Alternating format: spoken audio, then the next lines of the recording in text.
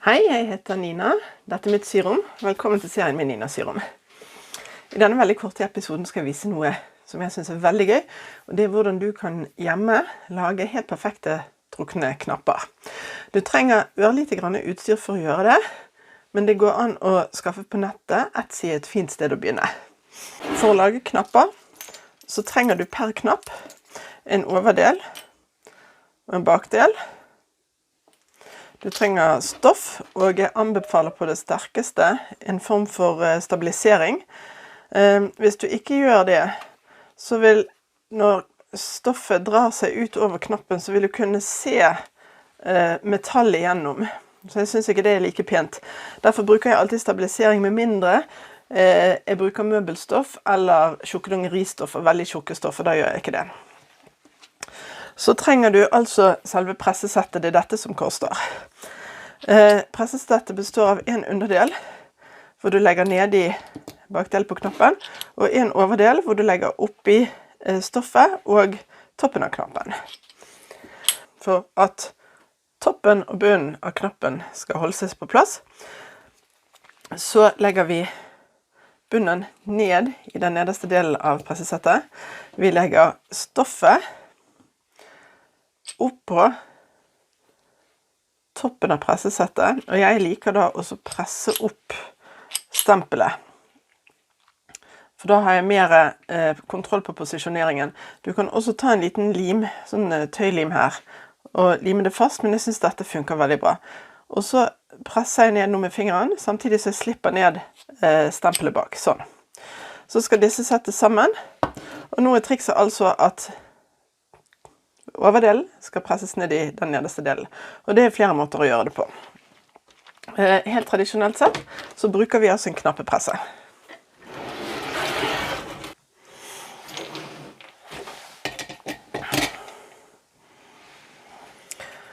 Du setter pressesettet under. Nå er det viktig at du ikke mister grepet på dem, for nå er jo alt posisjonert inni her, så du setter pressesettet inn med knappen. Og så er det egentlig bare å presse rett ned.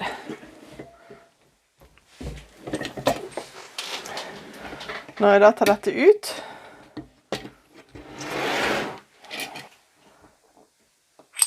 så er knappen ferdig. Du vil av og til oppleve at den sitter fast i overdelen. Stoffet her nå, sånn, er låst inn mellom knappens bakstykke og topp. Og det er en måte å gjøre det på. Den andre måten å gjøre det på som jeg har funnet ut, er faktisk at du kan bruke en hammer, og da trenger du ikke en egen knappepresse i det hele tatt. Så nå skal jeg vise deg hvordan du kan planlegge å lage knappen din. Det jeg har funnet ut, det er at stoffstykket ditt bør være omtrentlig på størrelse med den ytre diameteren av toppen på pressesettet. Og du får jo tak i en del forskjellige linjaler.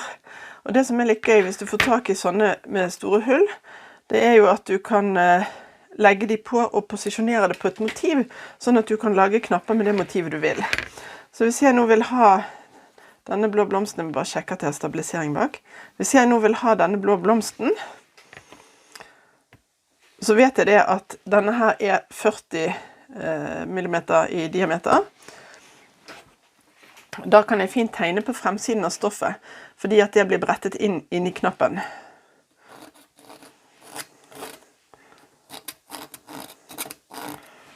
Og sånn.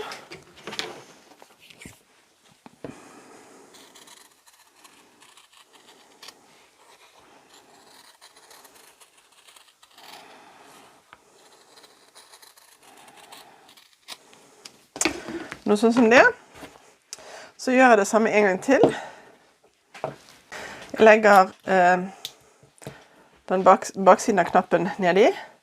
Jeg dytter opp stempelet.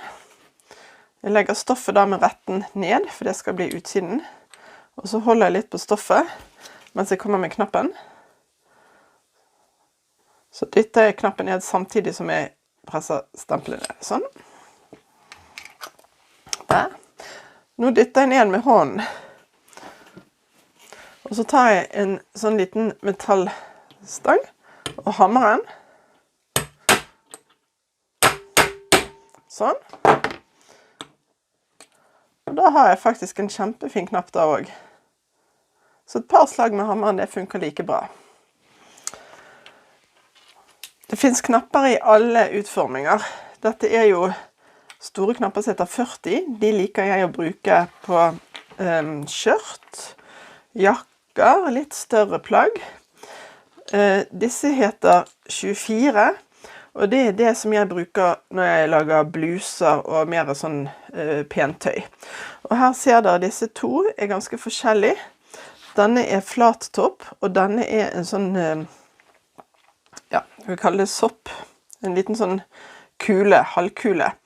De er begge like store. Det er kanskje ikke så lett å se. Jeg har laget noen prøver her.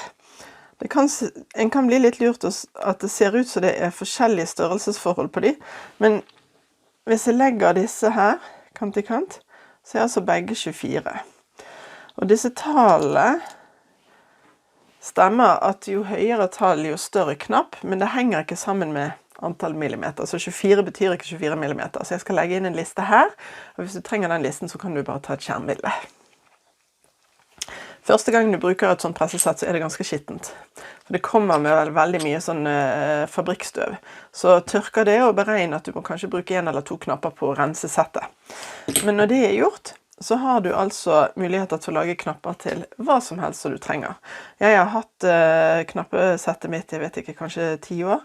Jeg er kjempefornøyd, jeg bruker det ganske mye. Jeg synes det der, særlig når jeg sier bluser og sånne plagg, å finne knapper, det har jeg alltid tilgjengelig, for da kan jeg bare bruke det stoffet som jeg bruker i blusen. Jeg bruker det også til dekorasjoner. Jeg har av og til tatt og flatet disse baksidene, altså fått vekk den bulken. Da bare tar jeg en hammer og slår det flat før jeg legger bakdelen ned i. Og da får jeg helt flate, eller så godt som flate knapper på baksiden. Da kan jeg ta lim på de og bruke de til dekorasjoner, og lime de på kort eller andre ting som jeg ønsker å ha en knapp på. Til og med smykker og øredobber har jeg hatt sånne knapper på. Og så her er mange muligheter. Jeg synes det er kjempegøy. Jeg håper du synes denne filmen var artig å se. Hvis du har vært med så langt, så håper jeg du vil abonnere og klikke på den lille bjellen, så du får varsel når jeg lager nye filmer. Så ses vi snart.